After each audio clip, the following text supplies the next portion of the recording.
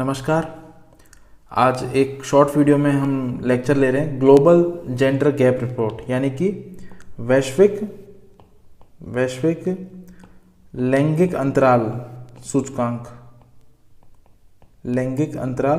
सूचकांक वर्ष 2021 के बारे में जो है ये सिनॉप्सिस है। और जैसे कि आप इस लोगों को देख के ही समझ गए होंगे, तो देखिए इसे जारी किया जाता है वर्ल्ड इकोनॉमिक फोरम, विश्व आर्थिक मंच के द्वारा। तो देख लेते हैं उसे ही। Global gender gap report 2021। तो जारीकर्ता कौन है? ये है अपना विश्व आर्थिक मंच, जिसे जेनेवा स्विट्जरलैंड में इसका हेडक्वार्टर है। जेनेवा स्विट्जरलैंड में। इसके बारे में और छोटी सी बात है, उससे भी अपन देख लेंगे आखिरी में। तो भारत का जो स्थान है वो इस बार रहा है 140वां, 156 देशों की काउंटिंग में, जो पिछली बार से जो है 28 अंक नीचे आ गया। पिछली बार 112 रैंक थी और मुझे लगता है 153 देशों की वो काउंटिंग हुई थी वर्ष 2020 में। तो हमारे देश में 65 करोड़ महिलाएं हैं। इतनी आमतौर पर बाकी देशों में जनसंख्या नहीं मिलती इतनी, तो हमारे यहाँ पर महिलाएं हैं। तो प्रथम स्थान है वो आइसलैंड का रहा है। देखिए आइसलैंड इनका प्रथम स्थान रहने का जो कारण है वो मैं आपको बताता हूँ कि एक तो इस देश है, इनकी जनसंख्या है वो मिलियंस में है, यानी कि कुछ चंद लाखों में है। और ये स्कैंडिनेवियन कंट्री हैं, जैसे कि नॉर्वे हो गया आपका, फिनलैंड हो गया आपका। ये बहुत छोटे छोटे देश हैं और इनमें जाति धर्म के नाम पर कोई अलगाव नहीं है। संसाधनों की वहाँ पर कोई कमी नहीं है, जनसंख्या बहुत कम है। तो इसलिए यहाँ पर जो सारी पूर्ति है, वहाँ पर ना तो किसान आंदोलन होते हैं, ना वहाँ पर आरक्षण का मुद्दा है। इसलिए वहाँ पर कोई इशू नहीं, तो सबको जो है पूरा अधिकार मिल जाता है। और रेप मर्डर जैसी हीनियस क्राइम है वो वहाँ नहीं होते। इवन पुलिस भी वहाँ की इतनी फ्रेंकली है, इको फ्रेंडली है लोगों के साथ में, कि लोगों को मतलब जैसे हमारे यहाँ पे पुलिस का एक अलग व्यक्तित्व है, तो वो सारी चीज़ें वहाँ पर नहीं है। वो राजनीति और रूप से सारी चीज़ों से तटस्थ है बिल्कुल। तो अंतिम स्थान है वो अफगानिस्तान का है। जाहिर सी बात है, जैसे वहाँ पे हालात हैं आतंकवाद के कारण। तो सूचकांक के जो 4 आयाम हैं उनके बारे में देख लेते हैं। एक तो आर्थिक भागीदारी और अवसर, और एक शैक्षिक योग्यता, स्वास्थ्य और उत्तरजीविता जो जीवन प्रत्याशा से ही जुड़ी हुई है। अगर हम ह्यूमन डेवलपमेंट इंडेक्स की बात करें तो ये चीज़ उसमें भी है। ये जो चीज़ें हैं जीवन प्रत्याशा से जुड़ी हुई विषय है ये। राजनीतिक सशक्तिकरण, क्योंकि महिलाओं के बारे में जैसे मैं अपने राजस्थान की बात करूं तो फ्रेंड्स यहाँ पर 200 MLA सीट में से मात्र 24 से 25 जो है महिलाएं हैं। एक इसलिए कम है क्योंकि कोरोना के कारण जो है उनका अंतकाल हो गया। तो लगभग अगर आप यहाँ पे देखोगे तो 12.5% ही है मुश्किल से, उससे भी कम ही आप इसे मान के चलिए।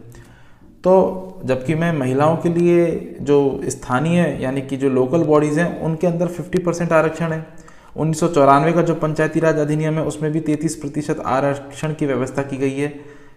हर फील्ड में महिलाएं हैं, यहाँ तक कि 4 से 5 ऐसे स्टेट हैं जिनकी मुख्यमंत्री महिला रही हैं। चाहे आप वसुंधरा राजे सिंधिया जी की बात करें, या ममता बनर्जी की बात करें, या फिर आप जैसे कि अपने यूपी में है जो बसपा पार्टी की वो हैं अध्यक्षा, उनकी बात करें, तो ये सबकी जितनी भी चीज़ हैं, फिर भी महिलाओं का जो नेतृत्व है राजनीतिक संस्थाओं में वो बहुत अच्छा नहीं है।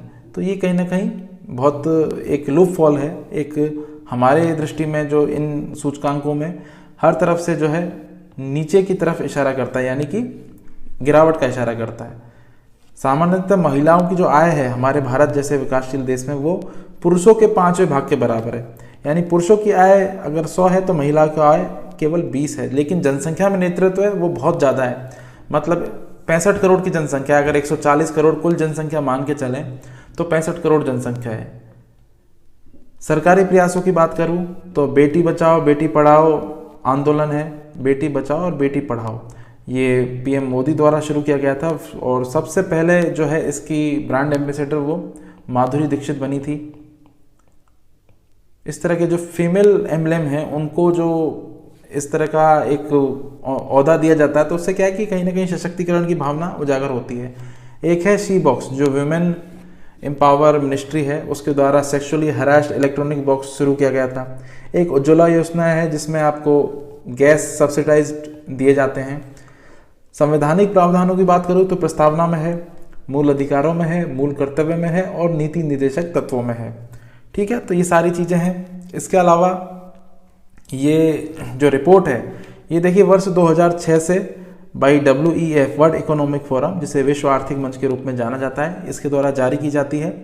और 156 देशों में इस बार जो भारत का स्कोर है वो कम आया। देखिए इसमें स्कोर को 0 और 1 के बीच में मापा जाता है, यानी कि पॉइंट में जो है इस तरह से 0.9 और फिर 1 इस तरह से मापा जाता है। तो 1 है वो मैक्सिमम स्कोर के लिए होता है जो समानता की स्थिति को बताता है, और 0 होता है वो नेगेटिविटी यानी कि मिनिमम स्कोर के लिए होता है जो असमानता की स्थिति को बताता है। ग्लोबल जेंडर गैप रिपोर्ट का मतलब यही है कि आप जो लैंगिक भेदभाव है पुरुष और महिला के बीच में उसको आप उजागर कर रहे हैं, कहीं ना कहीं उसको जिसके जो अंतर है उसको आप बता रहे हैं।